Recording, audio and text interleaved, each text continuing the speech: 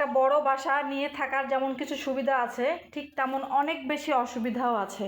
তো এই যে আমি 2টা ফ্ল্যাট নিয়ে থাকি, যেহেতু আমার নিজস্ব বাসা, সেই সমস্যাগুলো নাই। যে সমস্যাগুলো ভাড়ায় থাকলে ফেস করতে হতো, যেমন ভাড়া দেওয়াটা, সেটা আমাকে দিতে হয় না। তো এই জন্য আমি কী অসুবিধায় পড়ি সেটা আপনাদের সঙ্গে শেয়ার করি আজকে। আসসালামু আলাইকুম, কেমন আছেন সবাই? আশা করছি সবাই অনেক ভালো আছেন। আলহামদুলিল্লাহ, আল্লাহর রহমতে এবং আপনাদের দয় আমরাও বেশ ভালো আছি। এই যে আমার ওই ফ্ল্যাটটা কিন্তু আমি প্রায় আপনাদের সঙ্গে শেয়ার করি, কিন্তু এই ফ্ল্যাটটা কখনোই শেয়ার করা হয় না। এই ফ্ল্যাটটা অনেক বেশি নোংরা এলোমেলো হয়ে থাকে। তো আজকে ভাবলাম যে আমি এটা একটু ক্লিন করে ফেলি। দেখতেই পাচ্ছেন অনেক ঝুল, অনেক অনেক ঝুল, তাও আমি আবার কিছু ঝেড়ে ফেলছি এই যে। আর এই রুমগুলোও ছিল অনেক বেশি নোংরা হয়ে, তো সেগুলোকেও আস্তে আস্তে পরিষ্কার করতেছি। আজকে সকালবেলা ঘুম থেকে উঠে যেটা করেছি, লেগে পড়েছি রুম ক্লিনিং অভিযানে। তো এই যে এই রুমটা কিন্তু ক্লিন করা হয়ে গেছে। অনেক বেশি অগোছালো ছিল, সেটা যদি আপনাদের সঙ্গে শেয়ার করতে পারতাম তাহলে বুঝতে পারতেন। তো আমার অনেক আত্মীয় স্বজন যারা আমার বাসায় বেড়াতে আসে, আর আসার পরে বলে যে এত বড় বাসা নিয়ে থাকো তুমি, এগুলো গুছাও না কেন, পরিষ্কার করো না কেন? আরে বাবা, আপনারা তো আর বোঝেন না, আমি যে শুধু সংসারের কাজ করি এমনটা তো না। সংসারের কাজ করি, বাচ্চাদের দেখাশোনা করি, বাচ্চাদের সম্পূর্ণ দায়িত্ব টোটালি আমি নিজে দেখি। কারণ আমি সেটা করি, কারণ সাহেব অনেক বেশি ব্যস্ত থাকে।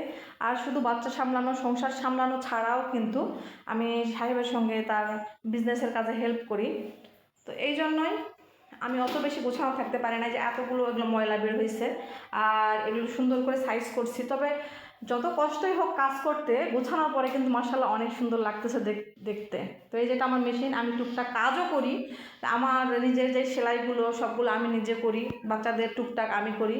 আর এই রুমটা তো গুছিয়ে নিয়েছি, মাশাআল্লাহ অনেক সুন্দর লাগতেছে। আর এর সঙ্গে আরও একটা রুম আছে, সেই রুমটা আপনাদের সঙ্গে দেখাই। এই রুমটা আজকে মনে হয় পুরোপুরি গুছাতে পারবো না, কারণ অনেক কিছু এগুলো আর আসলে গুছাতে অনেকটা সময় লাগে যাবে। আর একটু সাহেব পরে আসে গুছাবে, দেন আমি এই রুমটা ক্লিন করে ফেলবো। আর ক্লিন করার পর আপনাদের সঙ্গে আবার শেয়ার করবো ইনশাআল্লাহ।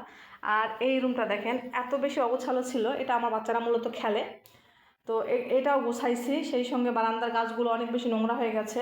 তো ভাবতেছি খাবার কিনে নিয়ে আসছি, তো এগুলোকে খাবার টাবার দিব একটু। তো এটাও ক্লিন করলাম, বাট এখনও মফ করতে পারি নাই। এই যে ময়লা ময়লা ময়লা ময়লা ময়লা। আর এখানে শুধু আমার বাচ্চাদের খেলনা আছে, কারণ ওরা এই রুমে খেলাধুলা করে। তবে নির্দিষ্ট কোনো স্থানে তো ছোটো বাচ্চারা খেলাধুলা করবে না, তাই না? তো এই রুমেও খেলাধুলা করে, দেন অন্য রুমেও খেলাধুলা করে। তো এইটা কিন্তু ক্যাবিনেট, ভবিষ্যতে যদি কেউ এখানে আসে, মানে ভাড়া দেওয়ার প্ল্যান ছিল, এটাতে পরে ক্যাবিনেট করবো এইভাবে। এটা এরকম করে রাখছে যেখানে লাইটের ব্যবস্থা আছে। তো এখন এটাতে অ্যাটাচ বাথরুমও আছে, আর উপরে এই যে ফলসাদ।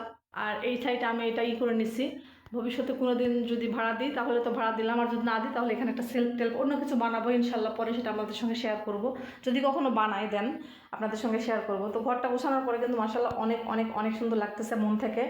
এখনও পর্যন্ত কাজ শেষই করতে পারি নাই, আর আমি যে ভিডিও করব এইটা মানে ভাবিও নাই, কিন্তু যখন ক্লিন করলাম, করার পরে দেখতেছি না বেশ ভালো লাগতেছে। তো আপনাদের সঙ্গে একটু শেয়ার করি, তাই শেয়ার করলাম।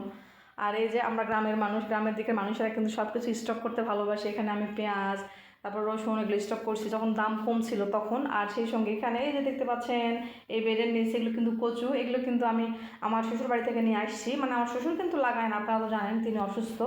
তো সেখান থেকে কিনে নিয়ে আসছি, আম্মু কিনে আনছে, আমার শাশুড়ি আম্মা। তো এগুলোর দাম কত জানেন? এগুলো কিন্তু অনেক সুন্দর, আর এত সুন্দর সেদ্ধ হয় পলি। তো তো এগুলোর দাম হচ্ছে মাত্র 10 টাকা কেজি। তো 10 টাকা কেজি পাওয়াতে আমার অনেক বেশি পছন্দের, তাই আমার শাশুড়ি আম্মা আবার একদম 5 কেজি নিয়ে আসছে আমার জন্য। আর এটা কিন্তু বেশ অনেক দিন রেখে খাওয়া যাবে। তো এই যে এই ছিল আজকের ভিডিও। কেমন লেগেছে অবশ্যই কমেন্ট করে জানাবেন, আর যদি ভালো লাগে তাহলে লাইক কমেন্ট শেয়ার অবশ্যই করে দিবেন। আর সেই সঙ্গে আমার আমার আমার আমার জন্য একটু দোয়া করবেন সবাই। সবাই ভালো থাকবেন, সুস্থ থাকবেন, সবার সুস্বাস্থ্য কামনা করে আজকের মতো এখানেই বিদায় নিচ্ছি। আল্লাহ হাফিজ, আসসালামু আলাইকুম।